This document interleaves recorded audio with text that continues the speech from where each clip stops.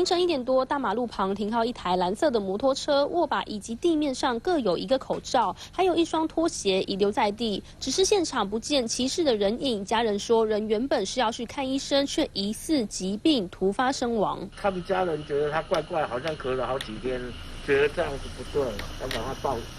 赶快来医院看。12号的凌晨1点多，60岁的王姓男子因为咳嗽了好几天，自己骑车要前往医院去看病，但是老婆以及女儿不放心，骑另外一辆车陪同。2个人已经到医院，却发现男子没有跟上，再回头寻找的时候，就发现人已经倒卧路边，送医之后宣告不治。因为男子倒卧的现场没有撞击或者是摔车的痕迹，男子也没有外伤，警方判定应该是内科疾病引起，最初也不排除是确诊者。之后男子快筛呈现阴性，不过详细的死因还需要再持续厘清。